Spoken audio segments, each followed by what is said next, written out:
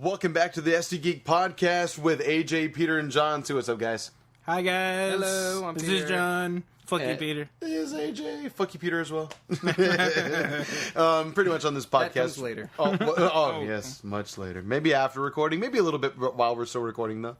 We'll never know. We'll see. Pretty much what we do on this podcast, though, is we each bring in a topic each and every week, if time permits, and we'll pretty much give our little ins and outs, our opinions on what each other have to talk about, what we bring up, give our own little 10 cents, if you will, and then, 2 cents? Anyway. I got like a penny. We're worth a lot more than that. And then after that, we have one main topic during the week as well.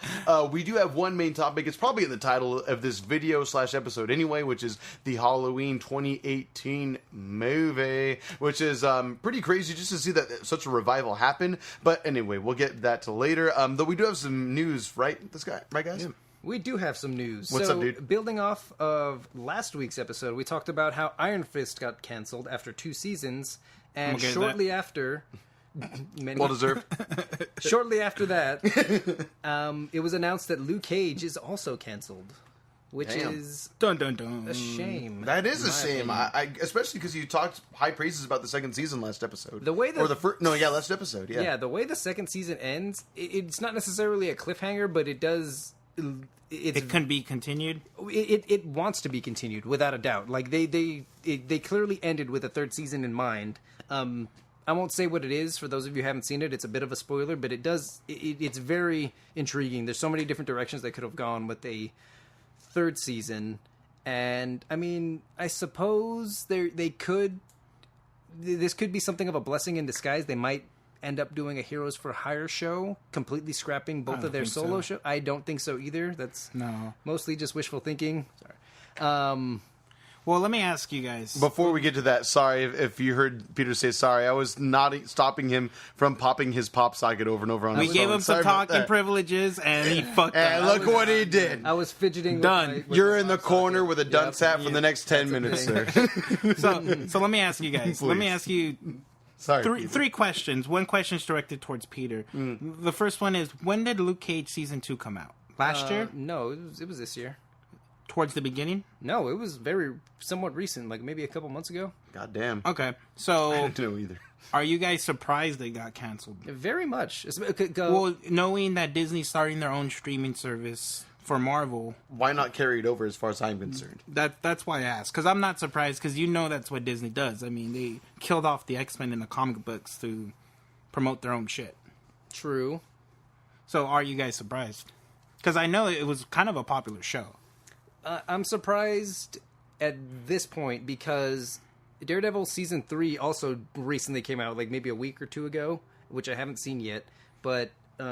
we should all probably get on that. Probably. Yeah. They've... the way that the producers and the studio has talked about it is they plan to continue that. There are still plans for a Jessica Jones Season 3 and a Daredevil continuation in some way.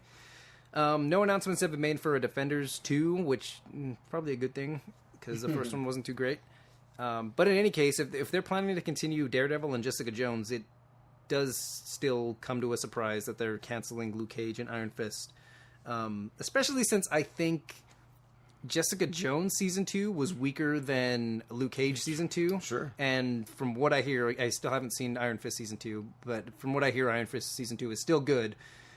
And... therefore, it's kind of weird that those two are the ones that got canceled.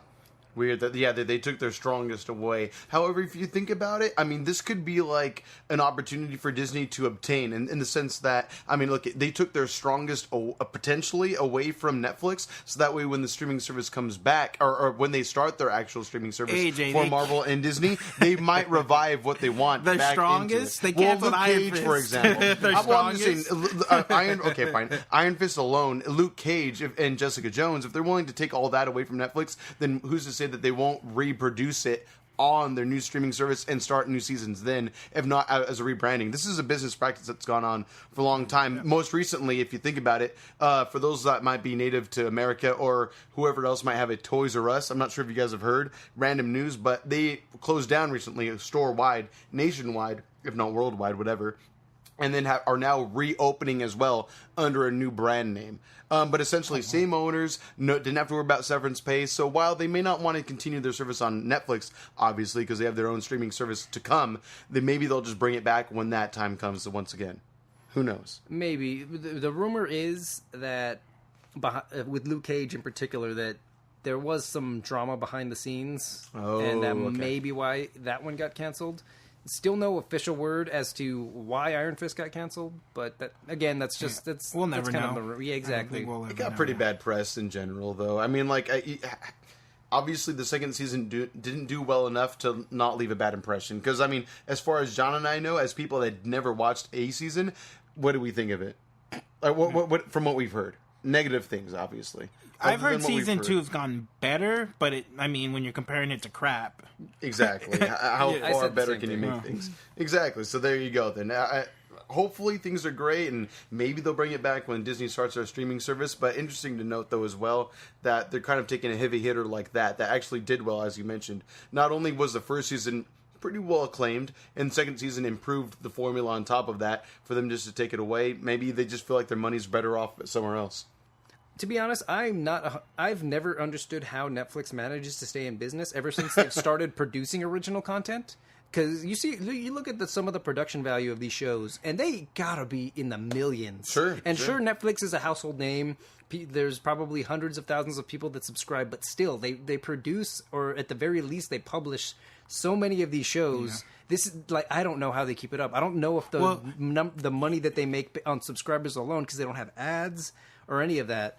I don't know how that sustains their business at all. But they're saving money by not licensing these TV shows and stuff by doing their own. So technically, it might break even depending on how much they pay for certain shows. I'm sure they pay a lot for The Office. So that same money they would pay for licensing alone can go towards production to a different show. But if you think about it, I mean, just simply word of mouth. Oh, they have this show. They have this show. Stranger Things? Yeah, exactly. I heard they have this movie. Stranger Things is a huge phenomenon. 1 and 2 seasons 1 and 2 were absolutely a huge phenomenon within our generation, for sure. Doesn't equal good, but phenomena. I will agree. Fair enough. That's a topic for another podcast episode, though, which I would love to get a part of, especially because as far as we know, next year we will be getting season 3, which I completely look forward to. Was it a year or two apart between seasons 1 and 2 for Stranger Things? It seemed like an eternal. Well, I don't mean to turn this. Okay, I don't mean to turn this into. Since you brought it up, we're still talking about Netflix, though. But it felt like a long time because the first season was so good. A lot of people were anticipating the second season, myself included. Wanted it. Yes. And I was kind of unimpressed with season 2. But again, that's a topic. But you wanted a new season, is what I'm saying. I feel like season 2 is extremely predictable. Yes, I will agree with both of the things you said. Still good watch. Yes, exactly. All I'm saying is that obviously people want to not only have great things to watch, but they also want to stay in the know. If they have friends that are telling them, again, oh, Stranger Things is so great. Oh, they actually get Marvel movies as soon as they go on home video, or if not before then, they get those right off the bat. This has, Netflix has Black Panther right now, a myriad of other Marvel movies, just to speak of, which are box office hits, obviously. They get box office hits right off the bat, Netflix. And so obviously, if people, I've used that word way too many times. I'm just going to say this though. Apparently, people are buying into it. So if there's hype there, people are going to buy into it and get a subscription. So that's how they can probably recuperate their money that they spend. Obviously, I'm going to stop using that word. Smack me every time I say that word from now on. I know, right? I'm going to be blood and red. Anyway, all I'm saying is that some movies, some projects they have higher budgets than others. So maybe they can't afford it. And apparently they have people that are willing to buy into the brand and get Netflix subscriptions. So that obviously will pay for it. I can't stop saying the word. Move on, please. I'm gonna smack you next time, AJ. You will no longer If AJ gets quiet, you know why. I fucking bitch slap the shit out of him. Obviously. I just want to get out of my I smacked them, guys. Put a hand on me. I really did. I don't go fuck. Obviously, you needed it. Obviously. And there was one more tidbit of news, I believe. Yes, it's more so a rumor. I just wanted to get your guys' take on the possibility of this happening. It's happening. So there's and before you get started, I'm going to probably cut all those obviously's out because fucking God. Anyway, go on. Don't do it. Keep it organic. I'm so sorry, guys. Go ahead. We won't let him. Don't worry. Obviously. So there is a rumor for Avengers 4 that there may actually be a time jump, a 5-year time jump that takes between 1 and 2? between Avengers Infinity War War and whatever the next one is called. Yeah. This rumor comes from the fact that Ant-Man's daughter, who is around the age of like 11 or 12 or what have you, a new actress has been cast at a much older age, at her like later teens. So the speculation is that there's going to be a 5-ish year time jump where Avengers 4 starts off as. Again, it is just a rumor. There's no confirmation, but I'm curious to hear your thoughts on if such a thing were to be true. Please hit us up on our Instagram and Twitter at STGeekPod.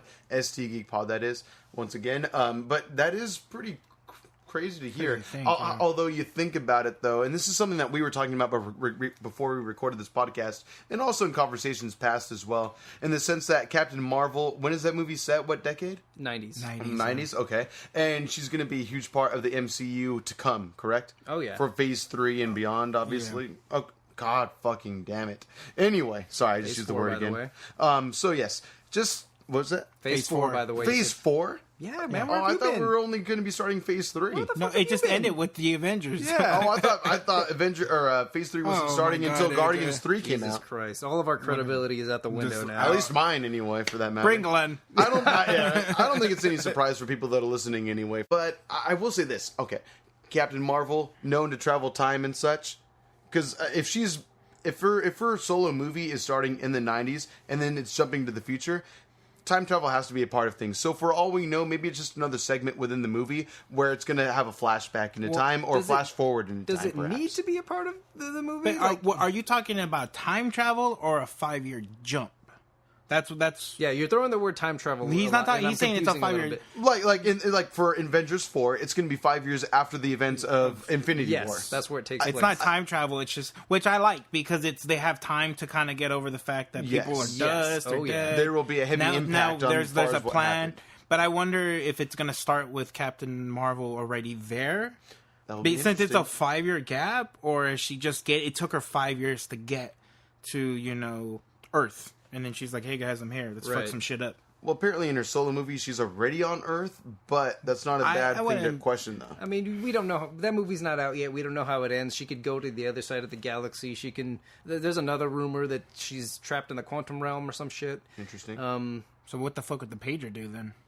I don't fucking know. These are all rumors. We're not going to know until the movies come out. Yeah, exactly. Right. But in any case, I'm more so talking about... Well, in my opinion, anyway, a 5-year jump, I don't think they're going to do that. But I would love to be wrong, because like John pointed out a moment ago, you get to see the lasting repercussions of having the entire universe's, half of the universe's population that is wiped out. And you get to see how people move on from that and start moving past that, rebuilding, and how they recoup from that. The heroes that we've come to know, how they react to that. I just think that would be a really cool thing to do. And it would really be an outside-of-the-box thing to do as well. It would do nothing but help the franchise, I think. I agree.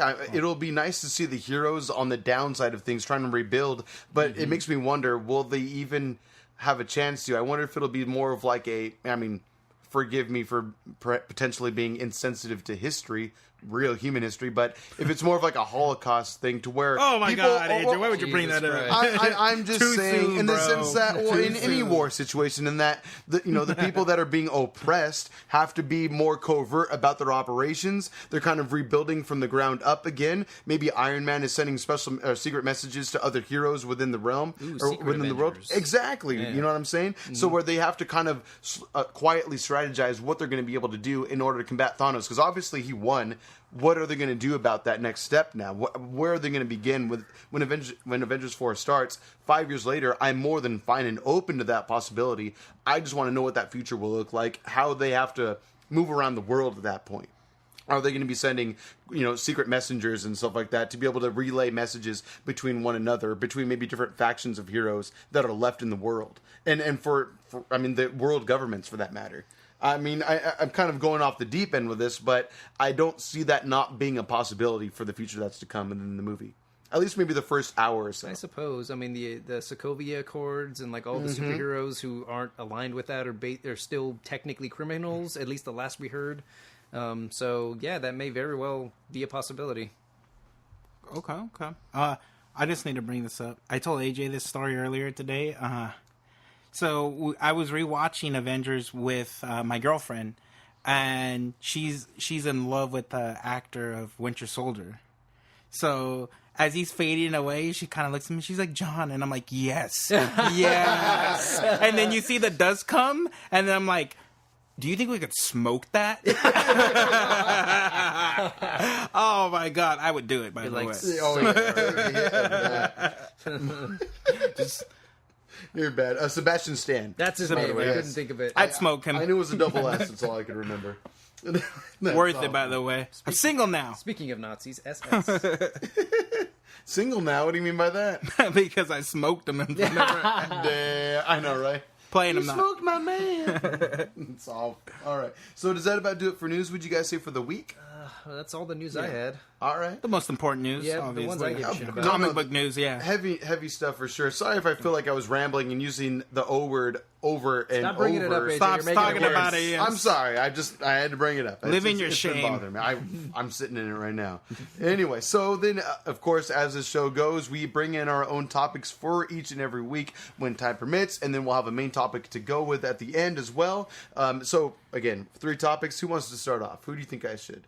I suppose I'll start off. Okay. So, last week we talked about the Titans TV show, the first episode of that. Yes. And not much to say. I mean, it's a TV show. It's a TV show. We'll see. There's several minutes to it. It has a beginning, a middle, and an end. It's a thing. It has a runtime. It has actors and actresses. Yes. But I feel like it gave off the impression that we don't like DC. And at least I'll speak for myself. I don't like bad movies, and unfortunately, they're terrible. DC makes at least at least the cinematic universe terrible. that they've been building. Shut up, their AJ. movies aren't great. They're their movies terrible. are not great. However, they have made good movies in the past. I love this topic, and I would love for them to go forward with it. But so my topic was going to be: what are your favorite comic book movies? Your top 3 comic book movies. I will start because my top 3 in no particular order are The Watchmen. Nice. Okay. Cool. Respect. The Dark Knight. Okay. And Logan. Great. Which Dark Knight? The second one? The second one, yes. The second one. So... Oh, man, Logan. I forgot about that. Logan is so good. It's an amazing movie. And that's not Disney That's either. really That's good. nowhere near Disney for that matter. So 2 out of 3, and this is my honest opinion. So That's 2 tough. out of 3 are Disney funded movies. One of them's a Zack Snyder movie at that. Oh, my God. Wow. that's true. What? Watchmen. One of the few good ones he did. Yeah. It's hit or miss with him. Sometimes they're great and I love them, and sometimes I'm just like, what the fuck are you doing? Like Sucker Punch. I didn't Batman love that versus movie Superman. till like 2 or 3 Yeah, watches that's that one after too. the original. The Right. first time I watched it, I thought it was okay. It wasn't until like several watchings after. What do you think, John? Do you have an opinion yet, or do you need some time to formulate? On Peters? Yes. I mean, I think that's a pretty good pick. Watchmen was great. I mean, I got to see some blue dick. That was a little always different. a That's plus. thinking outside blue of the dick. box. I saw boobies, but I also saw dick, Which were great too. Yes. which is memorable. I mean, it's engraved in my Stuck out in brain. your Yeah. Stuck out in more ways than one. I can see it dangling left and right as we speak right now about it. It's like a damn pendulum. I do like the Joker movie, definitely Dark Knight. Of course. I'll tell my reasons why it's not on my list when I name my I list. can't wait to hear. Okay. And then what was your other one? Logan. Logan's great. One of the best Logan is just easily comic book movies of all like time. that's how you do an X-Men movie right. It's like first class. It's so good. It really so is. good. Start to end. It's just crazy. It's like diamond in the rough. There's so many terrible X-Men movies, and that's a good one. Super good. It is too bad. I mean, I guess I have a list. I can start with one off the bat, I guess. I would go with, honestly, I mean, it may be a little cliche of me, forgive me, but what comes to mind mostly would be, I guess, Avengers 1, really. Just because it was the culmination of everything coming full circle, you know what I mean? Yeah. We had Captain America, we had Iron Man. John and I were talking about this earlier this morning. It was kind of cool to just see everything come full circle, and I appreciate that. And they did it well. They did it very well. Joss Whedon hit it out of the park, box office-wise, and just making a fun movie in general. Box office doesn't mean it's a good movie. No, exactly. I mean, it is. Was just one it just so standard happens to be it. the case that Avengers is a good movie, but box office doesn't mean shit. I think word of mouth would have also spoken. But then again, you get movies like Suicide Squad that made a shitload of money, but it wasn't very good. What do you? The best Joker. That has nothing to do with it being. Oh god. But I'm just gonna say again, Avengers 1, one of the best comic book movies ever, because they did something that had never been done to such a high degree ever before, and it's happened since then. But again, they were the first time where you ever see so many heroes that you know and love come together and still be the same exact characters, let alone actors within the same film. I just thought it was a feat unprecedented and is treasured as part of our generation for sure, and for years to come. I mean, they changed the whole. Is there anyone else? Terrence Howard. They changed. Okay, Rhodey, you're right. You're right. Well, I mean, at least, I would say the Hulk is a main character for sure. But I mean, Rhodey, I think we're better off. I agree. I like Don Cheadle. Yes, Terrence Howard is a good actor. Don't get me wrong. He's awesome. Have you heard about his new math? This happened years ago. Have you heard about Terrence Howard? Terrence Howard reinvented math because I think it sounds like something he would do. He tried to reinvent math because he said 1 times 1 didn't make sense or some shit. I don't remember. Oh my god! 1 equals 1. That's all there is to it. Or was it 2 times 1? I don't remember. Yeah, you guys can look it up on your own. Listeners, just. That sounds rough. It cannot be easy to work with that guy. He sounds like he's out of his mind. That's why he wasn't in the second Iron Man movie, right? I don't think they ever officially said. Well, didn't they say he was the first one to get hired for Iron Man? So really? He was getting paid the most money. He had a lot of... Robert Downey Jr. didn't have a lot of star power back then. Terrence Howard had just starred in Hustle and Flow. Yes, that was a huge movie. So yes, his name was bigger, and he was getting paid more than RDJ. Wow. At that time. What a time. RD Bay. I second that motion. Look how the tables have turned. Yes. Times have changed. Yes, most definitely. Well, second pick for me, I had it in my mind and it just escaped as I mentioned it. Oh, no, I would say I agree with Dark Knight Rises, but... I'm sorry, Dark Knight Rises. I will say Dark Knight Rises personally. I personally will. Yes. That's in your top 3? Yeah, I think so. Are you I have great experiences. AJ? No, not at all. I think that was the first time I ever saw Tom Hardy in a movie outside of Inception. Really stuck out. Where he stuck out.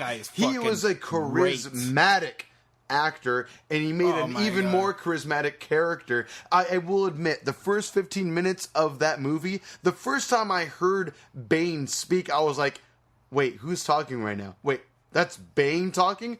What the fuck? But I will admit, over the course of the movie, the voice grew on me. It didn't bother me anymore. It didn't distract me. And I know there might be other issues outside of just how his voice might have been perceived from Tom Hardy. But I personally just think it was a great movie from start to finish. Was it a perfect movie? Of course not. But I do think it was still great nonetheless. You got to have Catwoman come into play, which I think Anne Hathaway did a great job as, for sure as well. I think she did too. Even though her character was completely unnecessary. It may have been unnecessary to the plot, but I liked her addition to it nonetheless. I liked that she had a little bit of synergy with Christian Bale as well. I feel like every player in that movie did a great job also. I like Gary Oldman as well. I thought that was his best way of playing that character as well. I loved him in that also. And I loved that Batman started off not on the greatest foot, and he ended being weak and hobbled, leading to, spoilers for how old is that movie now? About 7 years old or so, something like that. Fuck yeah. It's crazy to think how old that movie is. It might be older now for all we know. But either way, just that it had a great cliffhanger. It hasn't been used yet, but I sure hope it is. Whether it's spoilers, Joseph Gordon-Levitt ever or not, I don't know. And he would die. If the sequel would be him putting on the Batman suit and getting shot immediately. Yeah, he's not ninja trained. That's not, no. He's a detective. But I will say that Bruce Wayne left it to the best person that could handle it.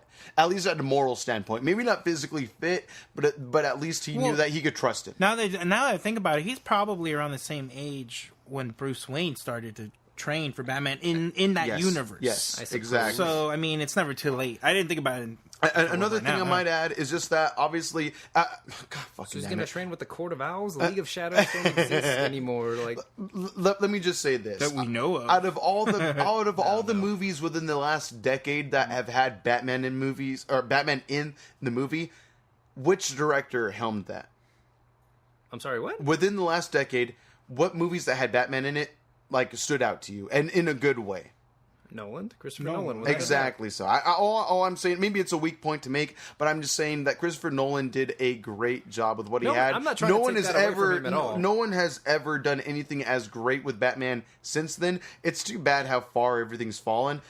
Just to put a long story short, I appreciate Dark Knight Rises as probably my top 3 favorite comic book movies, just because it did something different and it did something unexpected.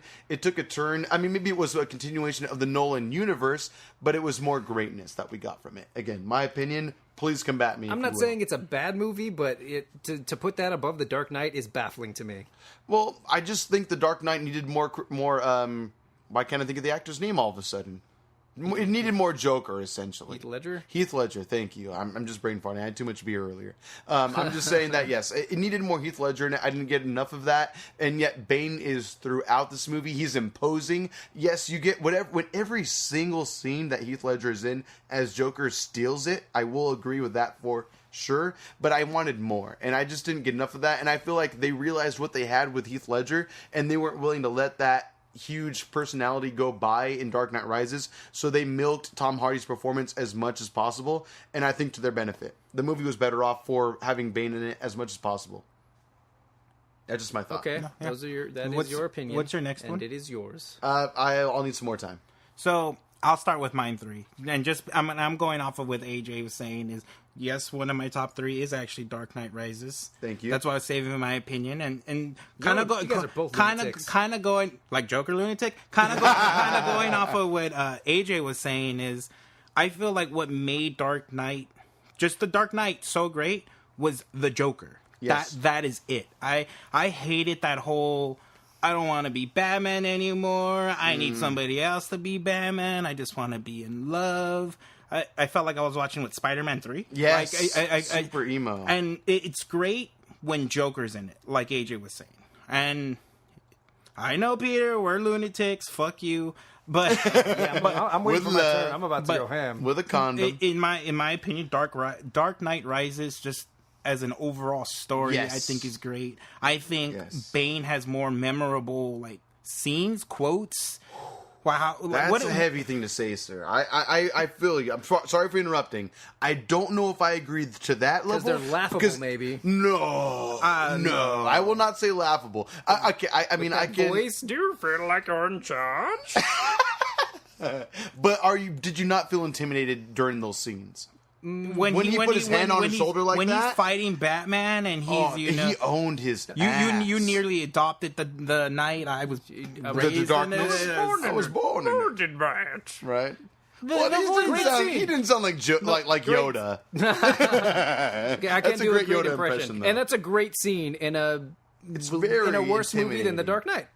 Great scene.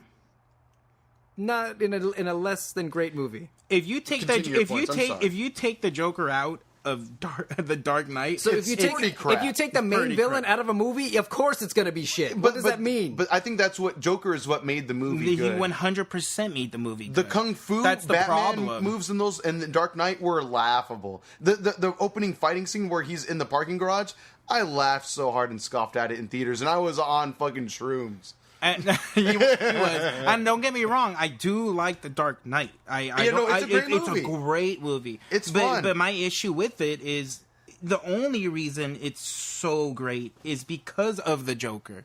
It's because it has a great villain. So when you take away the villain, the rest of the movie's shit. But in The Dark Knight Rises, you take away Bane, and at least 50% of the movie's still pretty good. I like that whole redemption from Batman, how he gets thrown into the fucking prison. He gets punched in the back and his back gets fixed. He had to work it out. What? And then he just magically shows up back in Gotham. He's in the Middle East somewhere in a hole. It was written canon before movie canon, to be fair. That was, I'm not going to lie, that was pretty fucking stupid. Like, he got out and he's in fucking Gotham and within like 30 minutes. Yeah. That makes sense. Again, just the whole, do I want to be Batman? I don't think I want to be Batman. I think I'm in love. You know, Harvey Dent's gonna do this. It's too much. Fact that Rachel Dawes chose Harvey Dent over Batman. How was that not awesome? And then friggin' Alfred burned the note. He didn't let him know. I thought that was like cool. You're right. The entire time he thought Rachel was gonna go. By the way, Alfred in the Dark Knight Rises, that speech he gives about how that's a really good scene too. How he just wants to see how people just want to see the world burn. Yes, I recently watched that movie. It's like, man, that's such a great scene. It's a great movie. But they're all three are good because I even I even love Batman Beginnings. It's from the trilogies. I just think as an overall story, Rises is better. It's the most consistent. It has everything that it's the final part of the trilogy for a reason. It's a culmination of everything done. Yeah, I liked that about it without a doubt. It definitely felt like it pulled elements from the first and second. Yes. It felt like a conclusion. It carried on. Yeah. It was a great conclusion. It was a grand conclusion. Middle, ending was on point. Top notch. Great little it's like that great glass of whiskey. You're just like, we had the same reaction to that. So there's that one. Let's keep going. So I'm sorry. My second one, and this is just obvious if you're my friend, is Iron Man. I loved Iron Man. Mm-hmm. I thought it was Iron Man 1. Yes, 2 and 3 were terrible. Awful. God awful. So awful. Although it's a good buddy comedy, like you said. Peter said for part 3. I like Iron Man. I agree with that. That's the same. It's the same thing you can say about Venom. It's a buddy comedy. Yeah. Only in one aspect. Iron Man 1, I loved. It kind of set the tone for the universe. The beginning part of the tone, because it kind of kept on carrying on after that. But it was great. It was a good refresher out of like those X-Men terrible movies. You got like the Christopher Nolan kind of darkness to it. This was more funny, more actiony. It felt more comic book. It was when you make movies. I've said this before, and I'll probably say it a million times again. That when you do a movie on Batman, it has to be grounded in reality in some way because he's human. He has limits. No powers. So you kind of what Christopher Nolan did with it. It was a human story. He made it grounded. You kind of have to, and he did a great job of it. Whereas Iron Man felt a lot more comic booky. Yes. Because you kind of have to... You can't make a realistic movie when your main character, your main hero, is a dude in a suit of armor. You automatically have to throw realism out the window. With hyper technology that doesn't exist in this day of age. So that's the direction they went, and it kind of just set the tone for the universe, like you're saying. And that ending.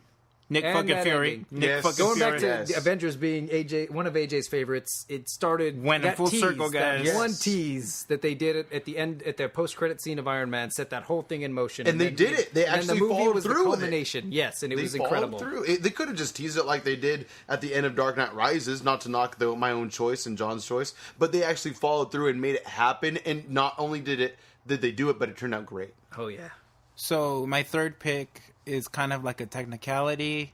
I just want to do the honorable mention of the second Captain America movie, Winter Soldier. It's great. It's amazing. That's just honorable mention. But I'm hitting you guys with the technicality. Please.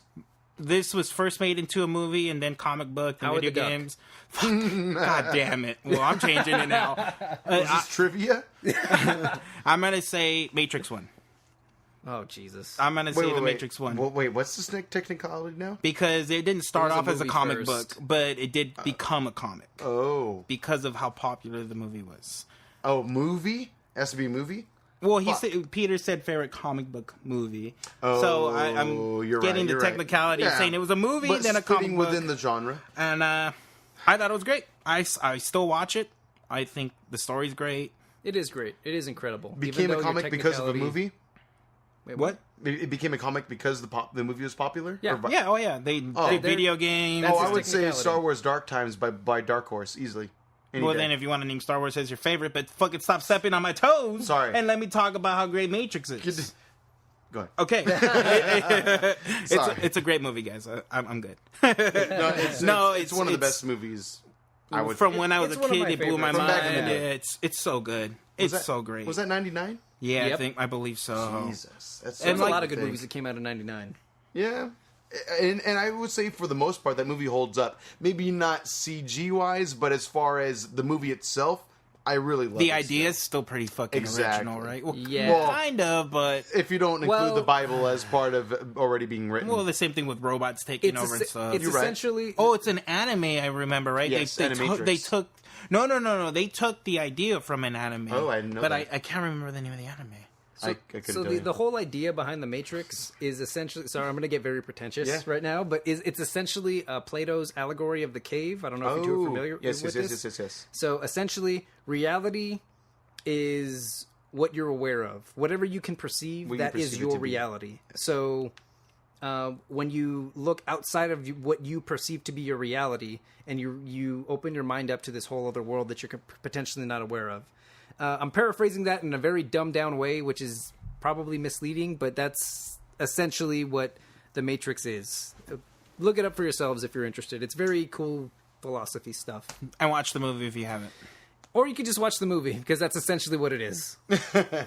No, that's a good point. I mean, it's not only hero's story and journey, but it is a lot of things all at once. And just to see, I don't know. That end scene where he's fucking karate fighting, not even looking at him, one hand behind his back. Oh my god! He just realizes that he's on a whole nother level compared to everyone else. That's just Shout out to holy Keanu fuck. Reeves. Really great moment in cinema history. It really is. If it wasn't for the Matrix, we also wouldn't have John Wick. I don't know if you guys know this, but Keanu Reeves started training in martial arts in real life because of the Matrix, and he's continued it ever since. Oh shit! Yeah, Well, he's fucking old and he looks great. Oh, yeah. I look worse than he Great does shape. because I'm half his Great age. shape. He's in his 50s. He's got to Yeah, be. Jesus. and he's a great person. Oh, yeah. Look I've at the heard stories he's he good, does. Yeah, he gave up like half his salary from the Matrix to the cast, not to the cast, to the production crews. Really, just to keep it going? Or? No, because he didn't need all that money. Really? He's just a really great, Holy humble crap. guy. I mean, after how many millions do you really need more money? Yeah. It's nice of him to realize something like that and actually just do it. That is pretty cool. Well, I already said mine, but go ahead, Peter. What do you think? Did you have any more to list as far as favorite? Well, that comic was his movies? 3. I got my 3. You need your third one. I didn't Hurry have up! a third. Come on, do It's it. hard to do man. it. There are Do too it. many Come on. of them. Do it. I'm gonna say Do it. for one caveat, Guardians 1, Okay. not 2. 2 was great in its own 2. way. It expanded the universe. But it it made was- cosmic Marvel even more than it ever had. It made the MCU bigger than it ever is, and more to go off of. But Guardians 1, for the obvious, I can't help but use that word. It's just the sense that how can The I obvious explain? podcast guys. Yes. That's what the T stands for in ST, right? Yes. Yeah, Obviously. of course. Oh God.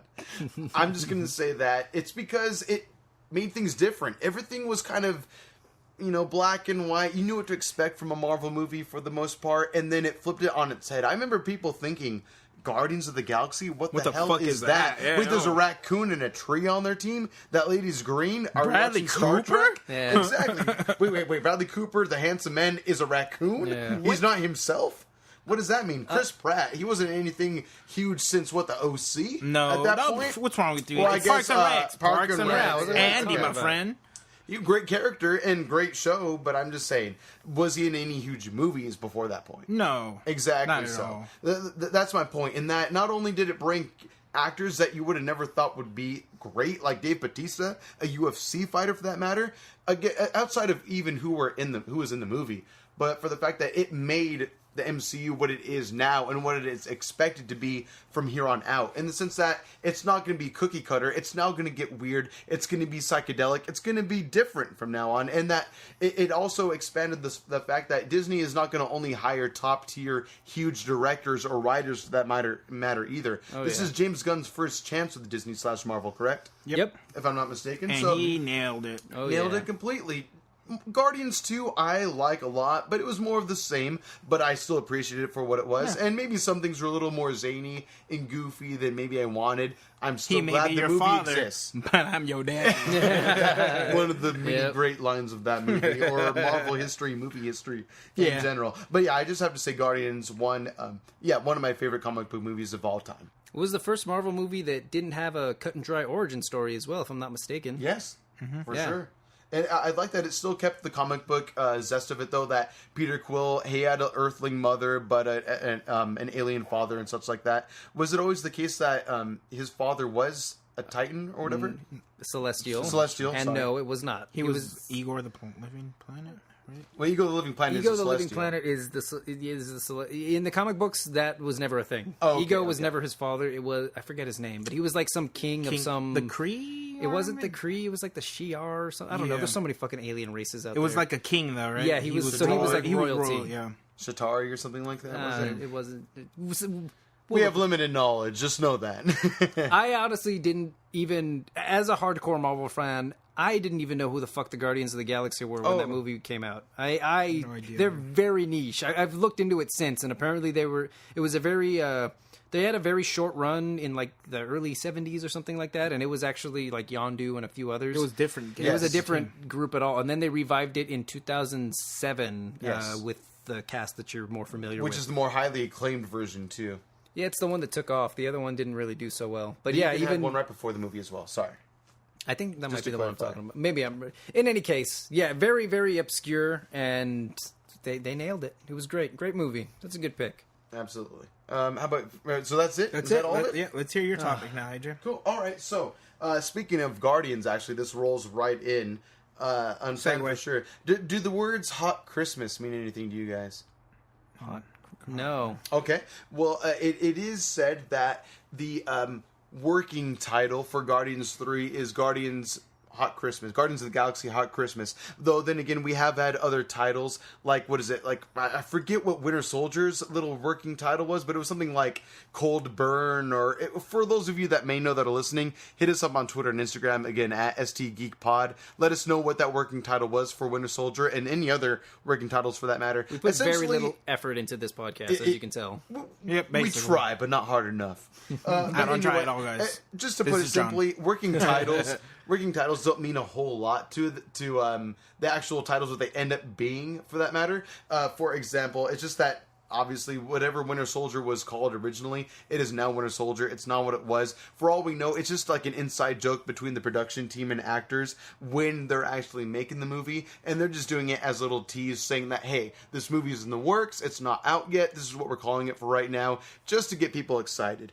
But again, it is called Guardians Hot Christmas right now. Again, it won't be the title when it comes out, but that is a thing. However, one big chunk of news that I feel like is important about this is that Guardians of the Galaxy 3 was supposed to come out around February 2021, 3 years from now. Correct. There is one problem with that. Well, maybe not a problem. It's just an issue that has recently arisen, which is that the movie will not be coming out February 2021. It is that beginning production will not start until then. So they haven't even started making the movie. No footage has been made. No editing has been made at all. So that's something to keep in mind, because this is a movie that was supposed to start the next 10 years of the MCU for Phase 4, as you guys mentioned, correct? Yep.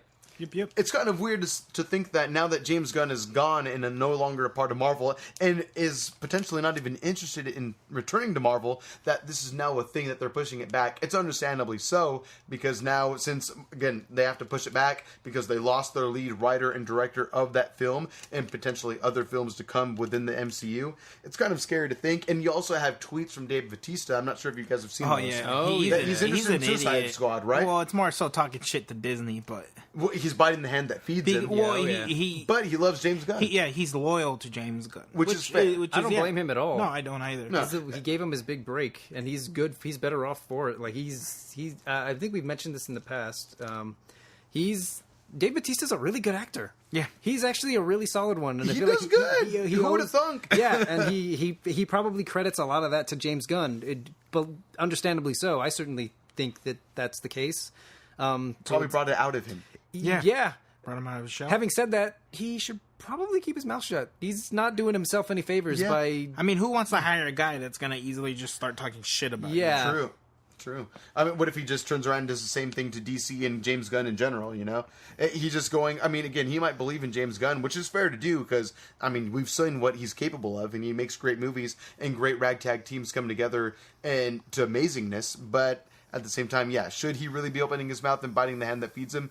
I don't think so. But again, this just goes to the larger story that Guardians 3 is pushed back production. Pre-production has not even begun yet, outside of what James Gunn has already pre-written for the story. Mm-hmm. But who knows how much they're really going to keep, and if they're going to even be able to express what he has written to the highest degree that he's been able to write so far. Again, if that's the case, will this be the start of Phase 4? We have other huge movies coming out before 2021 even comes about. We have Spider-Man Far From Home. Oh, yeah. We also have Captain Marvel. We have Black Panther 2. What do you guys think of all of this news? Well, I'm sorry I laid a little bit on you, but please. Well, first off, I don't know if you're aware of this, because I did hear about this news. The official word as to why it's getting postponed is actually because Disney is releasing another movie around that same time called Jungle Cruise, starring Dwayne "The Rock" Johnson. Oh, God. Which, sure it'll be fun. which they're expecting to be a hit. You kind of put put The Rock in anything, and Yes. it's going to be gonna a make hit. money. It's going to Yes. make money. Jumanji was pretty good, by the way. It was good. I haven't loved seen it, but I've heard it's good. Great. Watch Rent it. it. Yeah. Okay. It's not as good as the original, but good. Continue. So that's the reason why they're pushing it back, which I think is a very smart move, given that they don't have a director for it at the moment. So that's the reason why they're doing it. In case you weren't aware. Yes. I feel that. Thank you. I was unaware, actually. I've heard that Jungle Cruise is in the works for about 1 or 2 years, if not longer now. But I didn't know it was coming out at that time. But, excuse me, considering that it has been at least a year or two since I've heard about Jungle Cruise, it makes sense that it would finally be a product, and a final product at that probably around that time. But I feel like that's been in the works for a long time. So for a movie like Jungle Cruise to be in production potentially for about 5-7 years is kind of crazy. But I mean, hey, we work with what we got. How about you, John? No, I 100% agree with Peter on everything. I mean, it makes sense why it got delayed, why it's being produced when it is, or pre-production, like you said. Yeah. Is how do you replace somebody who made the movie so great? And which, it happens all the time, but all the time those following movies are shit. And I know Disney kind of has like that standard of these movies need to be great. So I'm more curious At the very on... least, they need to make money. I think that's more so what they're concerned about. And I'm curious to know who they're going to end up replacing them with. I mean, every director they've picked so far, I think has been great. Sure. No, of course. Taika Waititi was a new level. He made me love Thor. Before what is it called? Ragnarok? Yeah. Yes. The previous two or whatever. Dark World, essentially. Yeah. I actually like all the that. first one. I think the first one doesn't get enough credit. It's pretty fun good. movies in a way. The second one, They're no, Marvel I movies. disagree. They have their moments, I guess. in my opinion. There's the Loki death scene in this. By the way, Thor: this is the Dark guy who World. likes Iron Man 3. Just Yeah, saying. I mean, it's a fun movie. That's all I can say. Not enough Iron Man, though. I will admit that. I like Needs it. more Iron It's Man. bad, but I like it. There's a difference. Acknowledge it. It's bad. Iron Man 3. That Okay. is. But I Sometimes you enjoy go to it. the movies just to watch a movie that you're gonna like, right? Yep. Yes. Well, Makes sense. how about this? I guess another question I can ask from this topic is that how do you guys feel about maybe because again, Guardians 3 was supposed to launch Phase 4, and it's not gonna. It potentially won't go as the way James Gunn planned. Who again, as we've seen, does great work, and he is a huge head within the he was a huge mind within the Marvel universe. Now he's not, and maybe he never will be.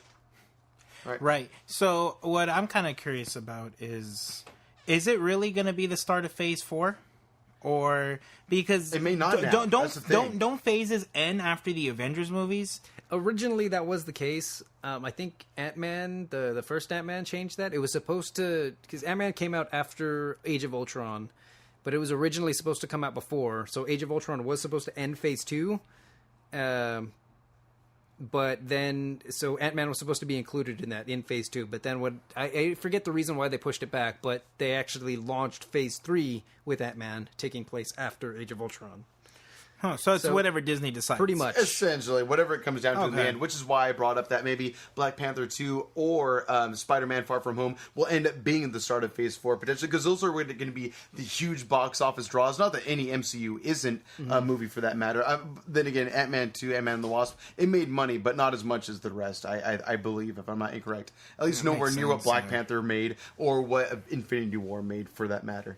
I should mention, please. have you guys seen the leaked captures of Spider-Man Far From Home? I have not. About who the main villain is? No. So you have it's Jake Gyllenhaal as Mysterio. Oh, yes, okay, Yes. yes, they have been saying that. I've heard that, yes. And he looks pretty cool. The costume, I gotta say. Really? Yeah, we'll see. I mean, we'll see how it ends up. I'm sure it'll be great. But the costume for Mysterio looks pretty. He doesn't have the fishbowl yet. Yeah, I was okay. Thank you. I was like, I hope I have the right villain in mind. But he doesn't have the fishbowl. He doesn't head. have the fishbowl. Thank God. I was like, maybe they'll CG. How are they going to make that look cool? But at least the getup, the rest of the getup is pretty spot on, and it looks pretty badass. Green body, green cape, all that stuff. Kinda, it looks very similar to Thor's, honestly. Is it legit? Like, oh yeah, no, it's a thing. Real? Oh yeah, that's a thing. Oh yeah, that's what's his haircut like? I don't fucking know. I'm looking at the costume, man. God damn, I'm just saying. Come on. You got to have a character look cool, but I mean, it's Jake Gyllenhaal. Picture Jake Gyllenhaal. He's a cool looking guy. Okay, I'll say that. I'm sorry. Anyway, I'm just curious. So, okay, anything else you guys have to say about this? Then, I'm just curious as to how this is going to affect how Phase 4 comes into play, because now they might have to rewrite the intro as to how it's introduced, for that matter. That's my only concern. I mean, without knowing what their plans were from the get-go, it's hard to say, you know? True. I just hope it's as good as what James Gunn had, if not better. Yeah, I mean, we've had directors leave before production begins. We've had directors leave in the middle of production in different, not just in the MCU, but just in general. In a lot of big movies, it seems to happen a lot these days in the past several years. Unfortunate. And sometimes the movies end up great, and sometimes they end up not so great. I mean, did this? Am I remembering this wrong? Didn't this happen with Suicide Squad? I know what happened with Solo somewhat recently. They filmed like half of the movie, and then they had to refilm it with Ron Howard. Refilmed almost everything. Yeah. And then didn't this happen with Suicide Squad? That does sound right, but I can't think of the reason as to why it was. Or did they just do reshoots because people hated BVS? That could have been it. Oh, yes. They definitely redid trailers to make them more comedic looking instead of more dark. Because the first trailer was kind of dark, and then they lightened it up a lot. Yes, they had more rock and roll and fun to it. Yeah, it seems to be more common practice these days than ever. So, I mean, we'll just have to wait and see. We'll see how it ends up. For sure. You're right. They may have to end up change whatever plans they had for Phase 4 in general, or not. As far as introducing it, if anything, I will commend Marvel and Disney with this, in the sense that they are at least taking their time, pushing things back, realizing that they really need to figure things out and make things work. Because if they don't, then the movie has the potential to be pretty bad. So at least, again, they're pushing things back a few years instead of having it come out 2021. If it comes out even later, maybe a year or 2 or 3 later, at least they're taking the time to make things turn out, hopefully very, very well, to where it may still become the launch of Phase 4. Who's to say? Yeah. But anyway, so next topic would be... So my topic... From John. John, this is John. He's speaking, John. The John. Obviously. So, my topic is going to be, what is your guys' favorite, not favorite, but what was the scariest movie that scared you the most? And it doesn't necessarily need to be in terms of story. It can also be jump scares. But before you guys tell me, I would like to introduce a rating scale for these. I love it. Sure. And okay. Please. I think the best way of putting it is from 1 to bitch. How big of a bitch were you when you watch these movies? For full disclosure, he did not announce this rating scale prior to the podcast we recorded, so I'm very intrigued. So you guys can agree or not. I think that's the best way to do it. 1 to bitch. How big of a bitch were you? Okay. If this is the movie that scared you the most. So 1 being not scared at all, and then bitch how big a bitch? Being... Describe to me how big of a bitch you were. This is not to female shame. I'm just saying, but I love the mention females. Yeah, I'm just saying I'm a bitch, and and I'll start with mine, and it might throw you guys off. I hope you do. Scary movies when it comes to terms of story don't really scare me. I don't stay up all night thinking, oh my god, somebody's outside. That doesn't really scare me. I think the only thing that really gets to me are jump scares. So that being said, I'm gonna say mine is A Quiet Place. That one fucking made me jump. So So we're not talking about movies specifically, but moments in movies? No, well, that's the thing is, I've seen a lot of horror movies, and I think because A Quiet Place was literally nothing but quiet and jump scares, every other fucking 10 to 15 minutes, I was constantly jumping. I had popcorn all over the place, my girlfriend was laughing at me, and I'm gonna just say I was a bitch. And I was surprised. You rated to bitch. I was a bitch. I was 100% a bitch. Well, again, I've seen a lot of these scary movies that have come out, and they don't really do much. This one just got to me. I jumped so much. I was like, what the fuck? Why am I jumping so much? I'll say this just to jump in. I don't feel like that doesn't throw me too much for a loop, only because it was a sincerely pretty good movie. I enjoyed it very much. It's not technically horror. It's suspense. Yes. But yes. Regardless of the genre, I still got scared every other fucking 10 minutes. Jump scares are jump scares. I don't blame you for that. Exactly. They're kind of a cheap scare, I will say that. I was going to say, I forget the name of the comedian, but a comedian, once I heard him say, a jump scare is the equivalent of a comedian coming out onto stage and tickling you. Technically, you laugh. It's a little cheap. I'm funny. Right? Yeah, and that's what I'm saying. Well Horror put. movies, I think, for the most part, are retarded. They don't scare me, but jump scares do. So, in the long run, A Quiet Place really made me feel like a bitch. I think that's a great pick. Yeah. But I will say this, at least in my experience with that movie, not only did it have some jump scares in there, but also, again, seeing it in theaters, the anticipation of things to come actually got me pretty wound up. So the movie does a good job at setting the tone, and when it Scaring the deviates shit from out that of John. tone, that's okay. So it's okay. I personally was pretty intensified throughout that I enjoyed whole the movie. I loved it. Yeah. The movie was great. Great story. It just it's made me a bitch.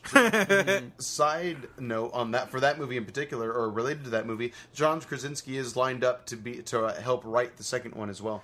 Well, he wrote the first one. I believe. He didn't solo write it. He was actually, there were two other writers that wrote it, at least two other writers that pre-wrote it, and then he added more ideas on top of that. Like the idea with them walking on sand to keep things quiet and stuff like that, that was his idea. Like, he threw in cool ideas like that. He directed it too, right? I think he did direct it, yes. So another side note, did you hear the funny story about him? You know him and Emily Blunt are married? Yes. Apparently, she wasn't his first choice. Oh, really? I don't remember what his first choice was. was. Like in life? in the movie. Sorry, I should specify. Okay. She wasn't his first choice for the female role in the movie. Wow. I don't remember what the first choice was. I'm not even sure if he's ever said it, but I just thought that was hilarious. I would hope that maybe it's just in the sense that, like, you know, maybe he figured she wouldn't want to be a part of it, but then I'm probably sure once she read the script was like, oh yeah, babe, you're making me a part of this. I don't care what you have to say. Who knows? For all we know. But that there. is kind of interesting to think. But I think they had great chemistry, obviously, in real life, and that shown through the screen as well. Oh, yeah. God, so good. Very good movie, very fun. I look forward to what the second one's going to be like. The deaf actress lady, she's actually deaf in real life, which was great. I'm sure that brought a lot of I think that was his idea as well, if I'm not mistaken. I think you're right. And I'm sure that brought a lot of cool things to the movie that non-deaf people wouldn't think of. Like, there's the moment where there's the moment where she puts the hearing aid in her ear and she snaps her fingers to test it. Oh. And I thought to myself, I wonder if she added that, like, because you wouldn't think to do that unless you're deaf. Like, I wonder if she was like, yeah, this is what we do. Am I hearing that or not? Yes, that's a great point, actually. Anyway, movie's great. Great choice. It does a really good job of setting the tone. That movie can be ruined with a bad audience, I feel like. Oh my god. Or John jumping and screaming every 10 minutes. I love my father, but I'm sure you are nowhere near as bad as he. That might be another story for another podcast episode, but it was... Dad, if you're listening, it was an interesting experience. I'll put it that way. Okay, I'm curious to hear this off air. We'll bring it back on maybe air sometime later. Okay. I feel like I'm always the next one to jump in, so Peter, why don't you do it? So my movie that scared me the most... Okay, well, I should prefix here. I love horror movies. I'm not a horror movie aficionado, because some people love horror movies, like myself, and then some people love horror movies. I'm not one of those guys. I enjoy them. Same. They're good. When they're good, I enjoy them. They typically don't scare me. I'm not a person that, at least in my adult life. As a kid, I was a little bitch all the time. But in my adult life, things don't scare me all that often. Even jump scares or what have you, they're kind of predictable. Like, it doesn't matter. However, a movie came out, I want to say circa late 2000s, that I've only ever seen once and will never see again because it fucked me up so badly. And that movie is The Fourth Kind. I smell another episode of the podcast. I've never seen that. Great movie. Great movie. I remember that episode. That movie. Great scary movie. Freaked me out. I don't blame you, I've seen sir. it once. It didn't help that around the time I was suffering from sleep paralysis. Oh, fuck. So whenever I'd go to bed, I just couldn't help but think of that. And It's for a few years it scarred me, and I don't ever want to watch that movie again. It's seriously, it scares me to this day. For those of you that don't know, The Fourth Kind is a movie starring Mila Jovovich. Yes. Mm-hmm. And it's about aliens, essentially. I think it takes place in Alaska. Mm-hmm. And there's... it's based on a true story. And there's moments in the movie where they cut from the actors and the actresses, and they actually put in actual footage that was captured in Alaska. That's the true story that the movie is based on. True events. And holy shit, did that fuck me up. I as someone who has also seen that movie, that night was a rough sleep night for me. Oh my god, I gotta watch this movie. I'm saying we should all three see it as an episode for this podcast. I've seen it once. I've seen it enough for a lifetime. It's honestly going to be a hard time me driving home tonight. I gotta ask Peter the question: from when a bitch, how big of a bitch were you? How big of a bitch does the CL go up to? Because I'm beyond that. Let's put bitch at a 10. It's affected me ever since, so I feel like it scares me to this day. So it's the highest bitch you can possibly get. Okay. Holy shit. Super mega ultra bitch. It is pretty bad, especially like spoilers for an old movie now. It's like 10 years old at least, or around that, maybe 9 or 8 years old. Anyway, there is a point where like the guy like vibrates in that chair so hard that he levitates. I don't like that you have so many windows in your room, AJ, and it kind of just like somebody might be watching this right now. An owl might be looking, Peter, for all you know. A white snow owl. God. I'm serious. This isn't an act. I'm seriously kind of freaked out. Peter is a little shook right now. A little bit. He is being a bitch. Yeah, one bitch. Yeah. Definitely bitch. I don't blame you for that rating at all. That is a very freaky movie. I watched it once since then, and it was pretty freaky. Luckily, it was at home, so I wasn't quite as afraid, maybe because I was in the comfort of my own couch. I didn't see it in theaters. I saw it in home, in my living room. Oh, really? Oh, yeah. First time was that in theaters for myself, and yeah, freaky as shit. I remember me and my friends, we saw some weird stuff on the way home as well. And maybe it was because we had like those, post-movie jitters and stuff like that. That happens. But even still, no, very, very freaky experience. I don't want to oversell it for anyone that hasn't seen it, but go watch The Fourth Kind. If you're like there's going to be people that watch and fan, be like, what a pussy. This ain't even scary. Oh, it's weird. It's just the sense that it shows true event footage side by side, the reenacted stuff. If anything, the reenacted stuff shouldn't even been involved, and it should have introduced each quote-unquote real scene as it was about to happen. I kind of like how they just do it. They don't even explain why. They just okay, they just go from the film, the scenes that they filmed straight to the actual footage. Actual occurrence. Oh yeah, and some of that stuff that they capture is just like, what the weird. fuck? Okay. Very distorted human beings. Oh god. Yes. It's really, really weird and disturbing. Okay, next topic. Okay, well, I haven't said mine yet. God damn it. I will say mine. It's a more recent film out of those, and mine is The Witch, actually. For those of you that don't know about it, no. It's The Witch. It's spelled with 2 V's. It's one of those nice little hipster ways of spelling things right now. But yes, a very good film. It was actually first shown at Fantastic Fest in Austin, Texas, back in like 2017, if I'm not mistaken. So fairly new film within the horror genre, and it's just... Again, I do like horror films, I guess, but I never really go out of my way to see many, and nor would I call myself a horror film fan. I don't go out of my way, and I don't see every horror film because a lot of them are really just cheesy to me. They don't come across as something really entertaining. It just seems like something I would scoff at and be skeptical of the entire time. But The Witch, I heard some words about, and so I decided to watch it one time. And actually, admittedly, the first time I watched it, it was through my cell phone. I watched it on my phone screen at night around 3 a.m., which I think helped the scenery a little bit for myself in the dark. And I've watched it since then on an actual television.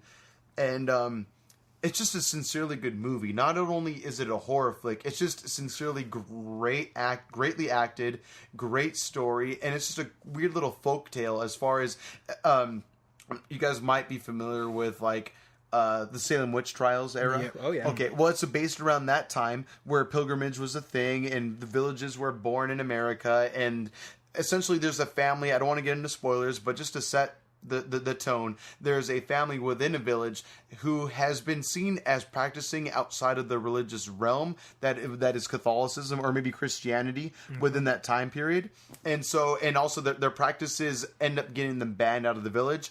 However, they have a chance to repent what they've done, in order to be accepted back in. But the father and mother are so prideful that they're just like, you know what? No, we don't need you. We can do our own thing and give glory to God in our own way. Obviously, you guys are too pig-headed to accept anything outside of what you believe in. And so, out of their pride and foolishness, they decide to start their own home outside of the village, and shit ensues from there. I will let your imaginations run. Yep. And just know that you're in for quite a treat. I don't know if treat's the word, but you're in for some entertainment nonetheless. It is really very good. disturbing. It is very scary. It will do things that horror films haven't done before. I wouldn't say there are jump scares in it. It's more just kind of horrifying and disturbing the sceneries that they put in that movie. Nice. Oh, yeah. And it's just how can I put it to be quick and succinct about it? Again, it's just an original way to do horror films, and it's a very new age way of doing horror films. There's a scene very, very early on. It's one of the first scenes in the movie, which You've seen it? Yes. Oh, I didn't know. I'm sorry. I'm not going to spoil anything. No spoilers Please are don't, had. yeah. But it's what they show, and it's also what they don't show that Yes. really gets in your head about what's okay. happening. It's really good. The horror genre as a whole is going through something of a renaissance right now, I think, because there's been a lot of good horror movies that have come out in the past several years. That one being one of them. It Follows is a really good one. Hereditary. I don't know if you guys have seen that one. I've heard great That one things. I love. I've heard it's I very thought it was disturbing great. and gross. The remake of It, I thought was incredible. Maybe The Main Topic is also one of them. But yeah, the horror genre as a whole is really booming right now. They still have some shitty ones like The Nun, and whatever. Yeah. I mean, I've heard good things about The Nun, but it didn't appeal to I've me heard from that the movie, trailers. nothing but jump scares. Those are the movies I don't. cheap Those shit. are the horror movies I don't give a shit. I don't respect. Like I said, there's some people that love even those ones, but those I'm just like, if you're nothing but jump scares, I don't buy in. Let me ask you this, Peter. Then, as someone who's seen The Witch before, would you say that the story is intriguing? Oh, without a doubt. Really? It does a Okay. really good job of just kind of grabbing your attention and just pulling you in from the get-go. And then the further the movie goes, the more drawn in you become, because the more invested you are within the family and characters that are part of the movie. Oh, would yeah. you say? That's how I feel. So, John, as someone that hasn't seen it, again, I don't want to oversell anything and overhype things for John and others that haven't listened. But if you get the time to, just rent it. It's like $5 online. You can rent it on Amazon, YouTube, whatever. Just rent it. It's worth a watch. The Witch is on Netflix right now, if I'm not mistaken. Is it really? Oh, yeah. Oh, Yep. Oh, wow. fuck, okay. I'm gonna watch that probably it. tonight. I've watched that movie about 3 or 4 times since the first time I watched it, just because I noticed little things about it each time. And I would just say, for child actors in the movie, they do a very good job as well. The girl who's in Split is one of the main characters. She's like, okay. yeah. She's like the story kind of follows her misfortune, if you will. Yep. We'll put it that way. But yeah, that's my topic. That's my choice as far On as the your scale, topic, John. what would you say? I was pretty bitch about it. I was pretty bitch. I was like, I will say, Not full blown, but just I guarantee you, no one was more bitch than me I in my think- particular movie. What makes me less bitch than someone terrible like Peter is that yes, I was afraid, and yes, I felt nervous to go to bed at night after watching it, or early that morning. But the thing is that I just enjoyed the movie so much because of what it was. And so, as much as I was afraid of it, I just was so intrigued and so drawn into the story, as Peter put as well. It's just you really start to like the characters, and you're just wondering what the fuck is going to happen next, and what the fuck is going on, and who to believe, essentially. Yeah. I'll put it that way. So that's my choice. Okay. Good topic, though. I like that a lot. So, with our topics out of the way, then we will go into our main topic. We're over an hour in at this point. We might have edited it down, but I highly doubt it. At least not enough. So we'll try to get through this one within a timely manner for those of you that may be in a hurry. But We'll edit out all your obviously. yeah, thank God. that Probably would save us not a good though. 15 minutes. Right. All right. So our main topic of the week, again, as titled in this video/podcast episode, is Halloween 2018, starring Jamie Lee Curtis. I almost stuttered her name right there. Yeah, how did you guys feel about that movie? It was great. First of all, we're going to start off with no spoilers. Yeah, obviously. non-spoilers. Obviously. I loved it. I was very surprised at how good it was. I mean, I was going into it thinking it was going to be good. The trailer definitely pulled me in. The fact that it's a direct sequel to the first one and it does away with all the other Ignores all the bullshit other ones. Yeah. that happens. Well, Busta Rhymes is not canon. They Oh, my briefly God. mentioned like part 2. Do they? Yeah. Oh, there's that meta.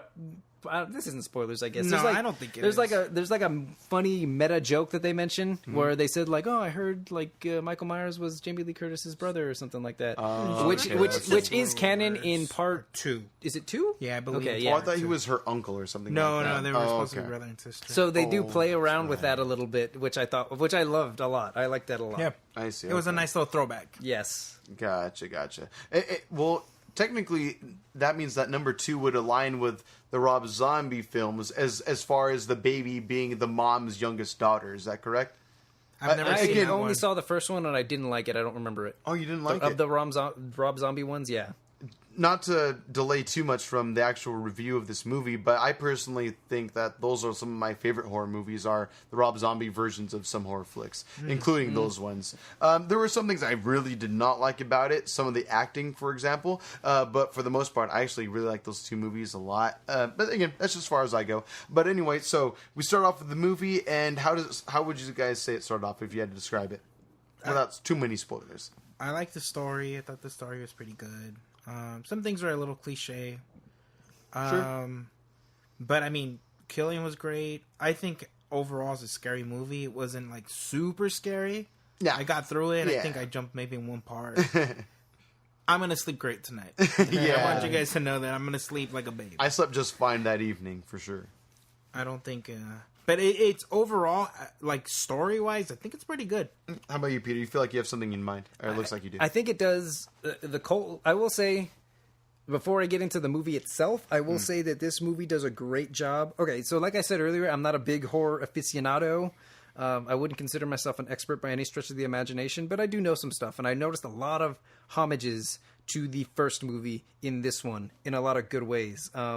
The intro, the music is the same as it's been in the previous ones, which is great. You don't really need to deviate from that. Cool retro sound. Oh yeah, and the opening title sequence with the pumpkin is the exact same intro they've done in the first one. I'm not sure if they've done it in all of them, but in the first one they show it as just a pumpkin. It's just there. The titles flash by and you zoom into one of the eyes. In this one, the pumpkin's rotted, and then as the credits roll, it rebuilds, kind of being a metaphor as the franchise being.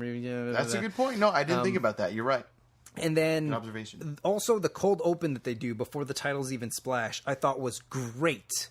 Were they at the psychiatric ward? Yes, Yeah, where they're it at the was good. psychiatric ward, and minor spoiler, I guess. They pull out his. They tried to the two. It's in the trailer. reporters. It's not a spoiler. Is it okay? Yeah. They try to interview him, and they pull out the mask, and then like all the other crazy they're people, along with some freaking animals, start out. freaking out, Yeah. and it, like the music builds and the tension starts to Yes. build, and then it just cuts to the title, and then the score kicks in, and I just thought it was Yes. great. I immediately I was like, oh, I was hooked. I was pulled in instantly, Right. from that alone. The story was pretty cut and dry as far as a Michael Myers movie goes, but the way it's shot and the way the story progresses, it keeps you intrigued from the whole way through. The problem with Michael Myers in the past movies is that he's kind of just he gets predictable. Yeah. He's just like, okay, he's there, he's not there, he's now he's behind you, he's stabbing you, whatever. Oh no! Some movies execute that better than others, but this one executes it in a very good, very awesome way. There's some shots where you're following him from behind, just being menacing and tall, and I just loved it. I don't. Maybe I'm overhyping it, but I thought it was incredible. I'm glad you liked it so much. I wouldn't say I liked it quite as much as you. I wouldn't say I loved it even, but I did enjoy it. It was a good movie, an entertaining movie, and I was glad. I was just happy to see another horror film in theaters again. It's been a long time since I've done that, and so to go in on any of them, I'm glad it was this movie. Are you guys okay to go into spoilers at this point? I think so. Is there anything else pre-spoilers you want to talk about real quick? You want to mention them? Please, go ahead. I'm sure there was something. Let's see. The gore wasn't too bad. The gore wasn't too bad. was His whatever. murders were pretty good, I thought. yeah, the they gore itself wasn't too bad, but there was The way- the way they were approached it. happening. They were pretty good. I'll say this, as far as more modern horror flicks goes, at least the ones I've seen that I've enjoyed, I feel like they've been more gory. And this one, it was more so whenever a kill would happen, you would see the end result rather than the actual action of it. Does that make sense? Like It would if you're happen, strangling someone, you wouldn't watch them actually being crushed. You would just see, oh, they're stabbed against a wall now. or all of a sudden, their neck snapped. You wouldn't actually watch it happen, or you'd watch their feet dangle because you wouldn't they're being see hung. their soul leave their body. Pretty much. Exactly. Which I feel like in more movies nowadays, they try to ramp up the gore factor by doing so. In this movie, you kind of, again, you see the end result of his killings rather than the killings actually take place themselves, if I may. Or a lot of slashing even is done off camera. Yeah. And you're just left to assume, they got slashed, and now, that person's on the floor and they're crawling away. So for those of you who haven't seen the movie and are on the fence, I'll just do a quick plot synopsis. So it takes place 40 years after the first one. I'm not going to explain the first one. If you've seen it, you've seen it. And Michael Myers breaks out of the psychiatric ward, sort of. Kinda. He gets loose. Breaks out as a stretch, but he gets loose. How it happens exactly. Yeah, he gets loose.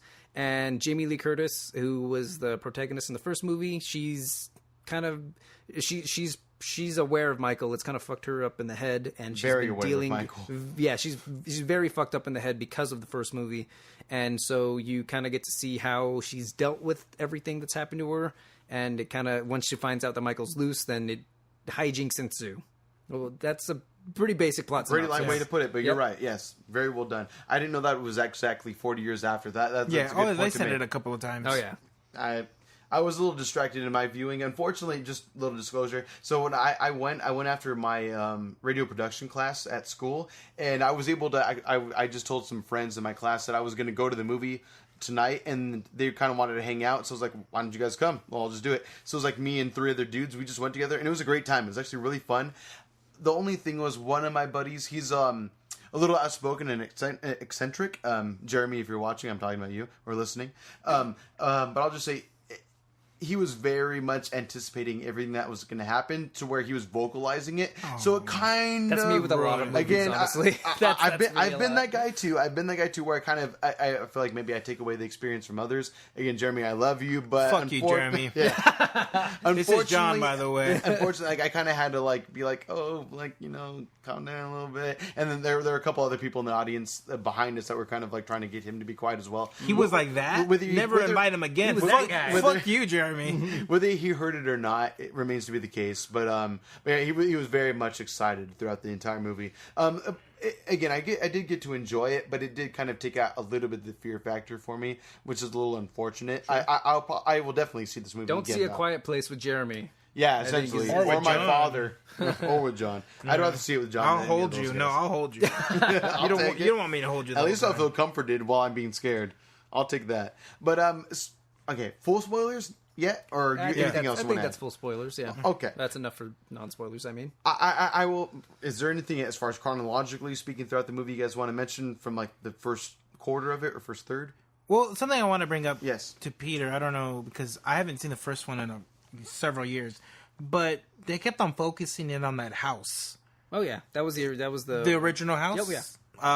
There's a dollhouse in one of the rooms in the movie, and they kind of it's on screen for a few moments, very on purpose. Yes, that is from the first movie. That makes sense. Okay, gotcha. I was wondering when it was going to come into play, but I guess it was just a reference, real quick. Yeah, I see. Okay, so full spoilers. Yeah, full spoilers. What do you think? I thought the twist was cool. That little twist they had towards the end. I called it right away. When the doctor, I mean, it was so obvious. It was so obvious when he was like, "I need this is my patient until somebody else gets him." I was like, "This guy's gonna be the reason." He's the state's property as far as. And then he talks about how he's so fascinated about him. Yep. Mm-hmm. I looked right at my girlfriend and said, "He's the reason." Really? This is all gonna happen, and it was. He wanted to know what it was like to be a psychopath and to feel what he was feeling. Something I didn't notice at all. I mean, Yvonne brought this up to me. She said, "It's his girlfriend, by the way." Yeah, I didn't pick this up at all. But they constantly talk about how he's pure evil. Yes, but in the first couple of scenes, when he gets loose, he had the opportunity to kill the infant.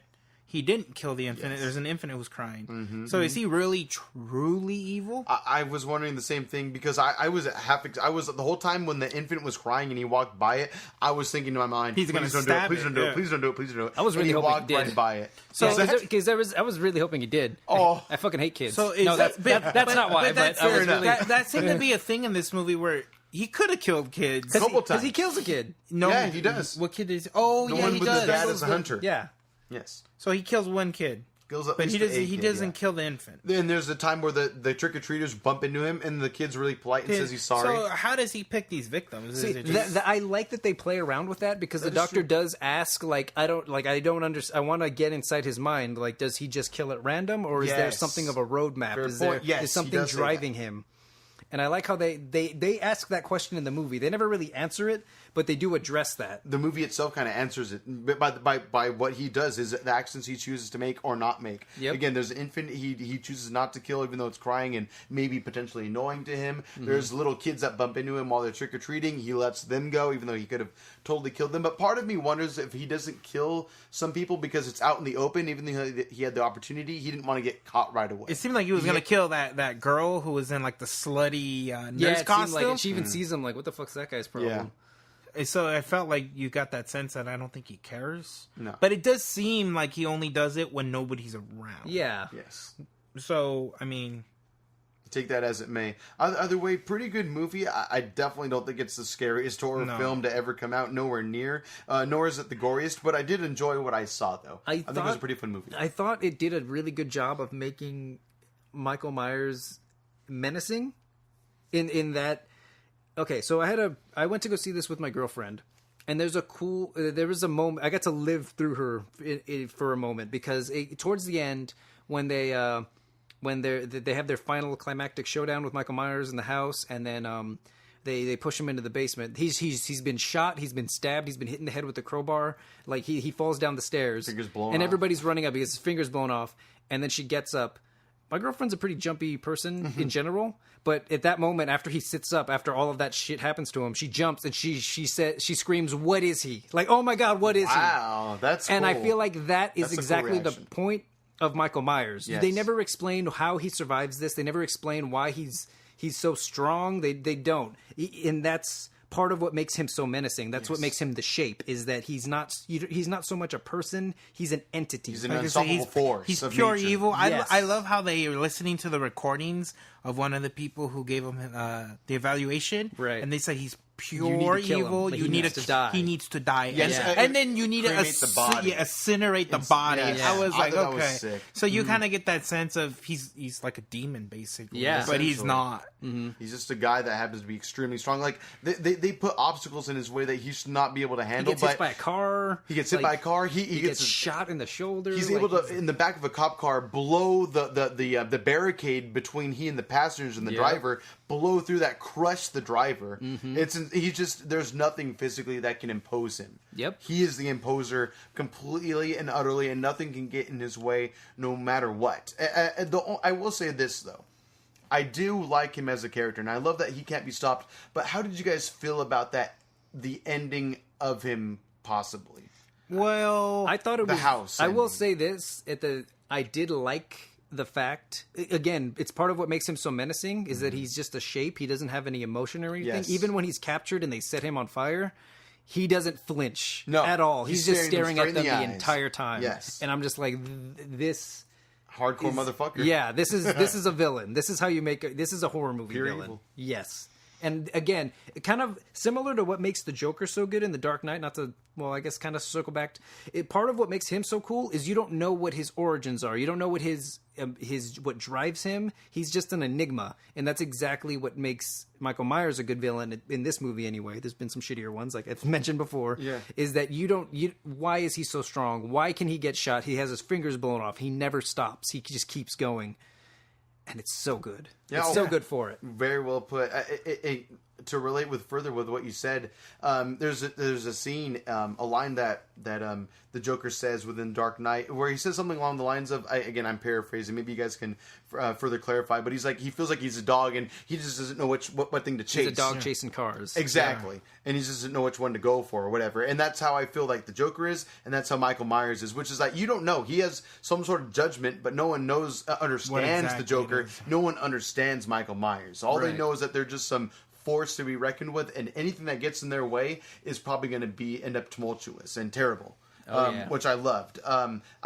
Though I will say that I love that the daughter of Jamie Lee Curtis's character got the better of him for a moment. There. Oh, that had to go in. That was like a great moment. I had no idea that was gonna happen. Right. When she's crying, she's like, "Mom, where are you? Where are you?" And got your bitch. I can't do this. I can't do this. That was really good. I love that. You feel like it was a classic movie, horror movie trope where in the end the protagonist crumples and can't deal with the stress of the situation, and yet totally fools him, blows him away for a moment, or at least is able to crumple him. Yeah. But I will say, again, for the ending, for me, just to kind of jump into it, again, we don't have to just talk about the ending here, but I just thought the ending was slightly anticlimactic in the sense that when the flames went on, when they go to set him on fire, so to speak, because the basement that they put him in, they lure him in, is booby-trapped, I just thought it was going to lead to a huge explosion and let that be the end of him.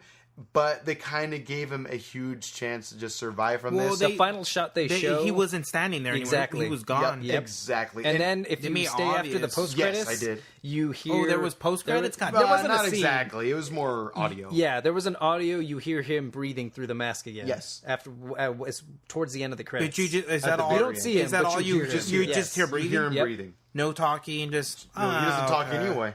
So. No, but I mean, maybe like on a radio frequency or something. That makes sense. I know, yeah. It's essentially he surviving the situation. Yep.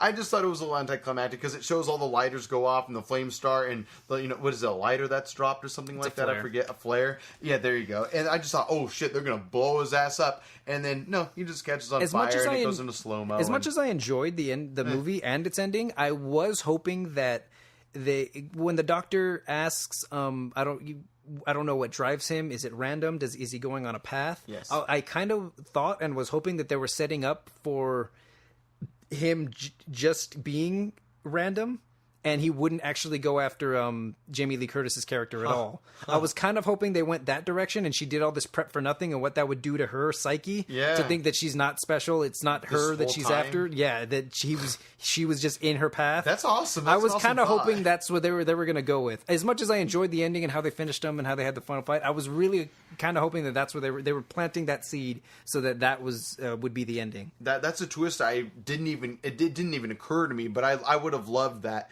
to be the case, just to kind of shake her in the sense that, wait, I did all of this whole time, pushed my entire family away from me just because of how terrified I am of this guy, and yet it was all for nothing. And that may still very well be the case because the doctor's the one that brings him to her house where she's at. But we still don't get any of that. I would have loved to see again that happen and see what Jamie Lee Curtis's character. How she handles that. She did a Michael Myers, by the way. Oh, yeah, I know. That was pretty He turns away, he looks back, what the fuck? Yep. That bitch is gone. Yep. I thought that was pretty fun. How did you guys feel about, like, her plan to cage him into the entire house? Like, how it... Again, for those of you that have seen the movie, how she's able to close the gateway to every single area of the home. That was dope. I loved it. That was pretty cool. Like, very just to well clear prepared. It through. Yeah. He's not in here. Narrow it down. Yep. Right? He's got to be somewhere around here. He's not in the yeah, exactly. 40 years of prep, and I was just like, yep, this bitch is prepared. Hell yeah. Except she didn't have lights in those rooms. I thought that was weird. I thought that was a little weird. I'm just like, all this prep, but she's got a flashlight. No, from my understanding, he's a killer that just kills with either his bare hands or a knife. Whatever's available to him. I think a butcher knife is his most iconic, but whatever he can. Do you think her just opening up the stairs and them standing there with guns wouldn't work? Because Jamie, she goes out to look for him. Right. She's like, I have to get this done. I have to do it. Which he wouldn't have known to look for them under there, I don't think. But I mean, if it was open, I suppose. Couldn't they just stay at the stairs till see him and then just kind of blow his brains out? That was my thought That was a couple of process, things that, like, why burn them? They had guns on them. Why not just shoot at him a couple of times? To walk down the staircase. Well, no, when he falls down and they go up the stairs, I see. Why not blow some bullets into him and then start the fire? And I get, fire kills, it incinerates, yada yada. But even like the cop did after he ran him over, he's like, I need to blow this motherfucker's brains out. Yep. He never got the chance to, but he had the right idea. But like, why didn't they do that? I would have. I mean, why the fuck not? I didn't really think about that, but I guess you're right. It all comes down to, again, there were so many guns. Yeah. It's a horror movie trope, though. You tell the girl, don't walk in that room, run, but they never do the obvious thing because they need to drive the story forward. But I agree. I thought, if anything, why not just let him walk down the staircase and shoot him as he walks down, blow his head off? But again, and they had to 70 drive guns, the story forward, and they used and 2. make Jamie Lee Curtis go look for him. You know what I mean? It was cool that she still had a plan, though. Again, close off the rooms, narrow down where the hell he can be, which was fun and intense. But again, maybe not the smartest way to handle the situation. On top of that, she had a long barrel weapon as opposed to maybe just having one of those fat revolvers she had to like something that he wouldn't be able to easily grab from her, which he did with that rifle she had. You know, he was able to knock it out of her hands, and then thus attack her and throw her around, beat her around. So again, there's just certain things about the movie that are imperfect, but that's what horror movies are. I do guess. like that they show that she prepared, because when she was giving out the guns, she said the reason why she was giving out the guns. She's like, one's tactical. Oh yeah, that was one cool. doesn't get jammed. And yeah, then, I don't remember the other one, but I thought that was super cool. That was pretty cool. Close quarters or whatever. It showed that she did her research on why she bought these specific guns, which they didn't really use. Yeah, they didn't end up using them. Right. It's cool. It is what it is. It's a horror movie. I also liked how they showed, again, he's the shape. He's an entity. Yes. And going on a bit of a tangent here, I don't know if you guys are aware of this, but Halloween, the original, is actually kind of the first movie of its kind. It kind of paved the way for slasher films. Yes. So, like Jason, Freddy Krueger, all this stuff. So him being the shape is also kind of a meta thing, because he's kind of also the shape of all these other characters that have... anyway, you get the idea. But what I was going to say is I like how they show him hiding in plain sight, murdering in plain sight in some cases, and nobody ever catches him, because he's just so, like... he just moves around a lot. I don't know how else to say it. Like, the way they shoot the movie, they have a close up on characters, but you see in the background just him walking around. In some instances, there's not even a jump scare or anything. It's just you see him, and like if you didn't catch it, you wouldn't even know. The characters certainly don't, and so it does that cool. It does that cool thing with horror movies, how you're just like, oh shit, watch out, run! Yeah, run! You're gonna die! Yeah, and it does that a few times. That, in contrast to how they also have those shots that I mentioned earlier where they follow him and what he's doing, they just use both of those techniques so very well that you're just... like the part where he kills the kid who tries to make a move on the girl. I love that. Oh, God, that he's was like, good. "Don't worry, bro. I'm gonna leave. My heart's broken." Yep, exactly. He's trying to like connect with the fucking killer. Yeah. Obviously, he doesn't know he's a killer, but I thought that scene was so awesome. He's just like, "Okay, bro, I'm gonna leave." Yep, that was really good. My heart's broken. And then, like, how the killing happened, how the light was just kind of flashing. Yeah, that was really Which kind of good. made no sense, because they're censored lights. You think they'd stay on, but... I thought about that. I was just like, okay, if he moves, then the lights will turn on. 100% stay on. Yeah. Which is whatever, but still cool. I think that was probably my favorite killing. How did you guys like that little kid that the baby... Oh, my God, he was great! She was great, One of my right? favorite parts about that movie. Oh my God, That was great. Like when Michael Myers shows up, the kid's like, "Oh shit!" he just bails. He says, "Why you going? Send Dave up there." Yeah.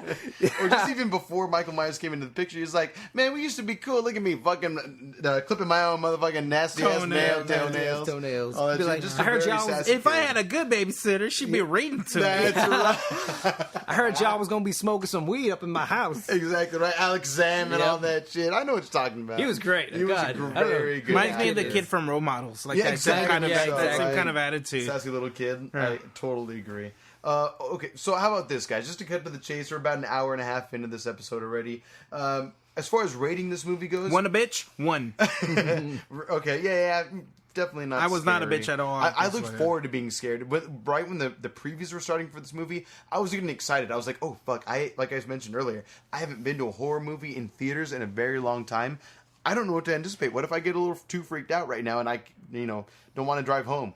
But in the end, it wasn't like that. So as far as rating this movie goes, I have a few different options. How about this? So skip it, rent it, buy it. What do you guys think? Rent it. I would buy it. Really? Okay. I thought it was that good. I would enjoy watching this time and like over and over again. I like that. I personally go with a rent it just because I think buy it as far as, I mean, obviously Peter thinks, and he's not even a huge horror flick aficionado or anything like that, but he obviously enjoyed it for his own reasons, which I respect. For me personally, I think it's a fun movie. I'd say rent it. If you have never seen it before, rent it, and maybe revisit it sometime in the future. It just didn't stand out to me as a movie I want to see over and over and be proud to have in my collection necessarily, but it was still a fun, entertaining movie. Yeah. Oh, yeah. Definitely. Right. Cool. Any other thoughts on Halloween, though? Not on Halloween. Sure. But did you guys see any trailers before this movie? Because I didn't know they were making this one as another horror movie. Did you see the trailer for La Llorona?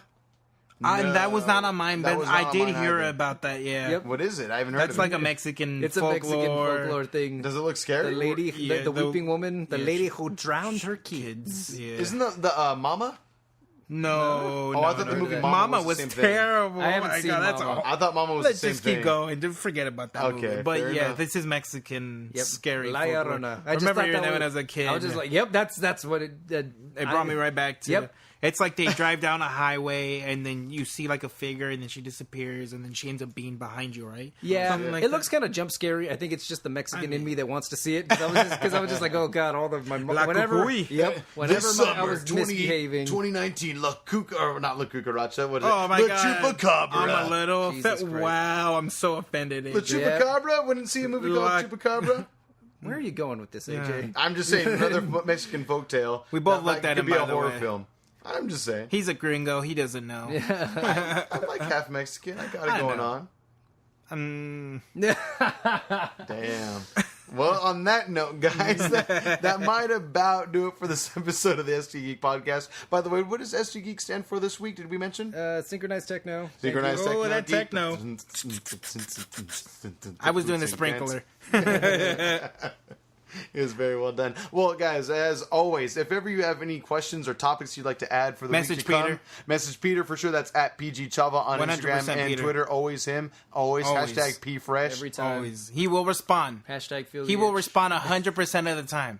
100%. Just hit him up. You Ask nailed him it. about his day, some life advice, how to fight Michael Myers. Just message him. And talk a lot of shit as well. Please. Don't add a profile pic. That way he doesn't know how to find you either. No city involved either. Tell me why The Dark Knight is better than The Dark Knight Rises. You do that also. I respect that call. For sure. And give us better reasons than because of the Joker, please. Very good call. I actually like that a lot. Anyway, again, also outside of at PG Chava on Instagram and Twitter specifically, you can also hit up at STGeekPod on Twitter and Instagram as well. That's Instagram and Twitter.com/STGeekPod. You can also email us with STGeekPod@gmail.com. Again, if you have any questions or topics you'd like to add for the week to come, also if you want to add if there are any clips throughout each episode or bits throughout each episode you want to see become a hashtag quick bit, again, hit us up on any of those social media platforms or email us as well. Let us know the time code for what those clips are, and we'll be happy to do so. If you guys are unaware of what quick bits are, pretty much little bite-sized bits of each episode that we have, and we put them on social media for your entertainment, essentially. So again, hit us up on that if you have anything that you want to see. Guys, any parting words? Life advice, if you will. Obviously, obvious is the obvious answer. Obviously. Gotcha. That'll do it for us. See you guys next week. Bye! Wait. Check. Check. Check your booty.